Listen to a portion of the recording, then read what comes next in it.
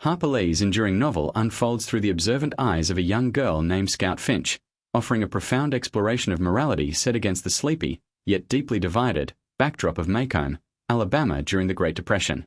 The story is less about dramatic events and more about the quiet, often painful, education of its narrator as she grapples with the complexities of human nature, moving from a child's simple understanding of good and evil to a more nuanced appreciation of justice and empathy.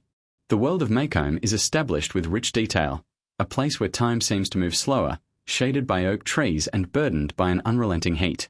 It is a town of strict social hierarchies and unspoken rules, where everyone knows their place and deviation is met with suspicion.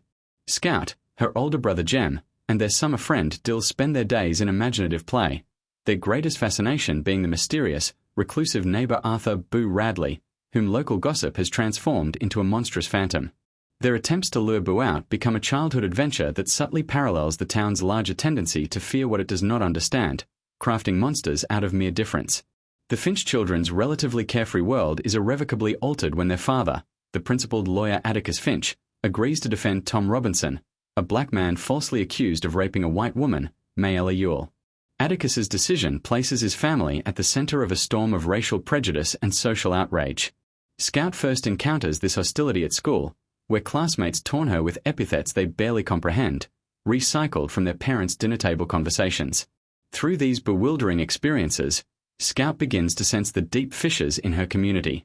Atticus, a man of quiet integrity, explains his position not with grand speeches to his children, but with simple, powerful logic. If he did not take this case, he could not live with himself or hold his head up in town. He defines courage as when you know you're licked before you begin, but you begin anyway and you see it through no matter what. The tension in Macomb escalates as the trial approaches, culminating in a harrowing night when Atticus faces down a lynch mob at the county jail. Unaware of the grave danger, Scout, Jem, and Dill inadvertently disrupt the mob's intent. Scout's innocent conversation with one of the men, Mr. Cunningham, appealing to his identity as a father and neighbor, successfully diffuses the situation. This moment is a pivotal lesson for Scout, demonstrating that individual humanity can pierce through the faceless anger of a crowd. The trial of Tom Robinson forms the dramatic heart of the narrative. Lee masterfully translates the courtroom proceedings through Scout's perspective, making the legal arguments and social dynamics accessible and intensely personal. Atticus's defense is brilliant and methodical, proving beyond a reasonable doubt that Tom Robinson could not have committed the crime as described by Mayella and her father, Bob Ewell. The evidence clearly suggests that Mayella, a lonely and abused woman, made advances toward Tom, and when caught by her father, fabricated the rape accusation to cover her transgression against the town's rigid racial code.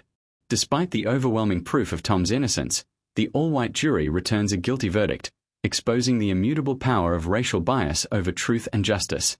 The crushing outcome teaches Jem and Scout a bitter lesson about the imperfections of their world and the deep-seated nature of prejudice. In the aftermath of the trial, Bob Ewell, humiliated by Atticus's exposure of his family in court, seeks vengeance. He spits in Atticus's face, threatens Tom Robinson's widow, and finally, attacks Scout and Jem as they walk home on a dark Halloween night. During this assault, the children are saved by a reclusive figure who stabs Ewell and carries an injured Jem to safety. Scout finally meets the legendary Boo Radley, not as a monster, but as a shy, gentle man who had been watching over them with kindness all along. The sheriff, understanding the true nature of events, decides to report that Ewell fell on his own knife, protecting Boo from the public spectacle that would surely destroy him. Standing on the Radley porch, Scout finally understands Atticus's earlier lesson about seeing things from another person's point of view.